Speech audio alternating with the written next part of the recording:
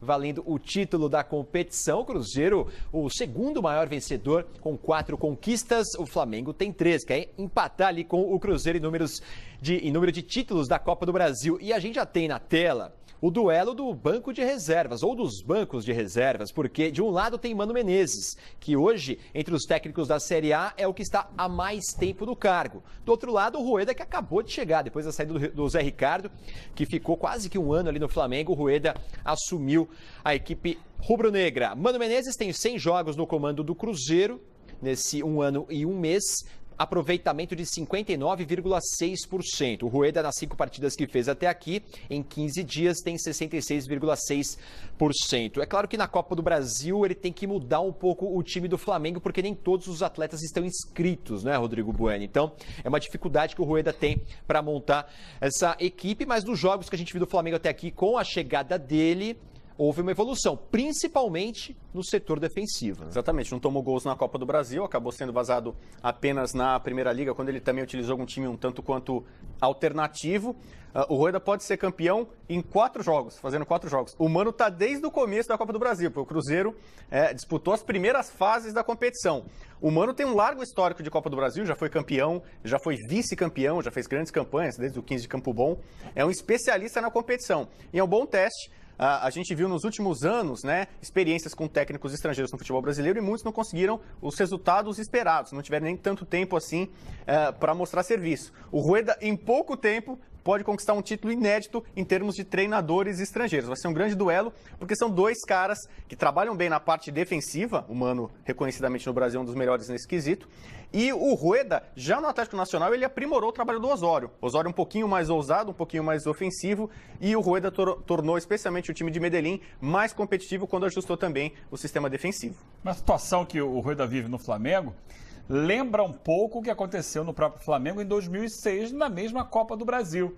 O time era dirigido pelo Valdemar Lemos até as semifinais, quando eliminou o Ipatinga, que era dirigido pelo Ney Franco. Aí a competição parou para a Copa do Mundo de 2006. O Valdemar foi um técnico que já está lá há muito tempo e de quem se esperava mais. O Cruzeiro pode ser campeão da Copa do Brasil, mas não conseguiu atingir o patamar de futebol pelo investimento, pelo elenco. Copa do Brasil, porque Reinaldo Rueda pode ser o primeiro estrangeiro a conquistar a competição.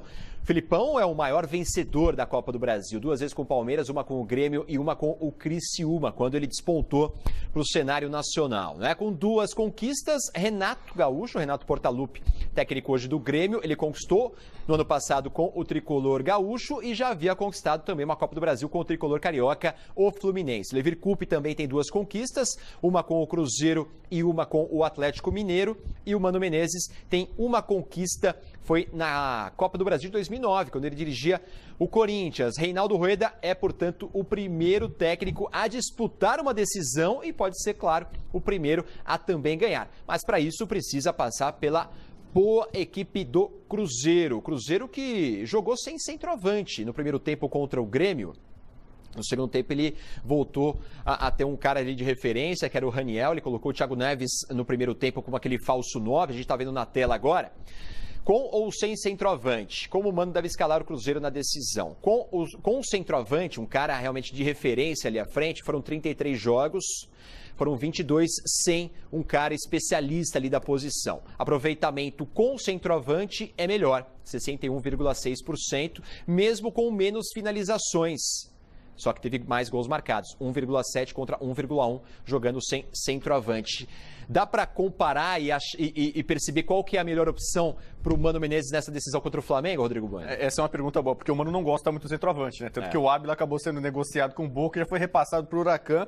A gente vê que nos números, principal, que é o número de gols, a média de gols é maior com o centroavante.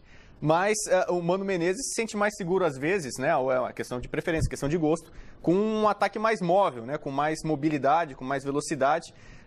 O Thiago Neves também não está fazendo uma grande campanha, mesmo no jogo da classificação contra o Grêmio, ele admitiu que não fez um grande jogo.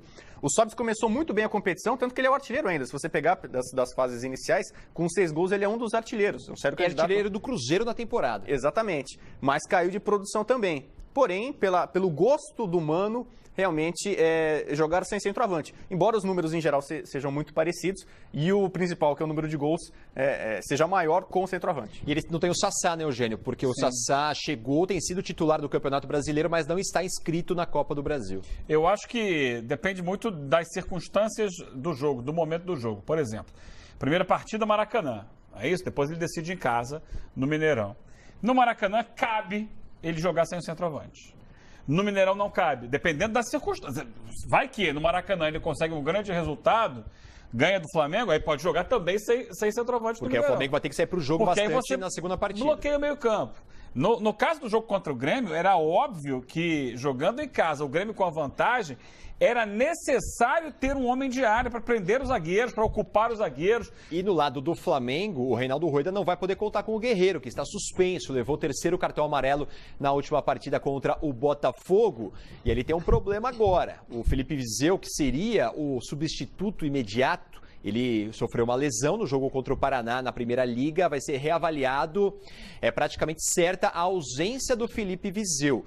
E aí ele tem que atuar, se ele quiser atuar com um centroavante de referência, com jogadores que poderiam ser adaptados ali à função, né? O Lucas Paquetá, que atuou assim no jogo contra o Atlético Goianiense, deu uma assistência para gol. O Berril, que normalmente joga aberto pela direita, poderia também jogar como referência, como fez o Rueda com ele, ainda no Atlético Nacional da Colômbia. E o Vinícius Júnior nunca atuou dessa forma no Flamengo, mas poderia ser uma opção também. Há uma preferência para você, Eugênio Léo?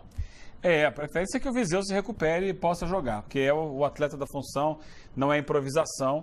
Se não puder jogar, imagino que ele vá com o Lucas Paquetá.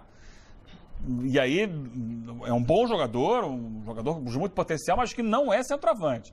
Ah, mas ele jogou contra o Atlético Goianiense e foi bem. Foi bem, especialmente no segundo tempo, depois que o Flamengo abriu o placar e que teve espaços para contra-atacar. E aí ele, no entrosamento com o Vinícius Júnior, conseguiu boa participação. Esse gol aí que a gente está vendo foi a assistência do Felipe Viseu e depois o gol do Vinícius Júnior. Paquetá, né? Isso, do Paquetá, exatamente. O segundo gol, principalmente, é que ele faz uma grande jogada junto com o Vinícius. Esse ainda não é o jogo com o Atlético Goianiense, não.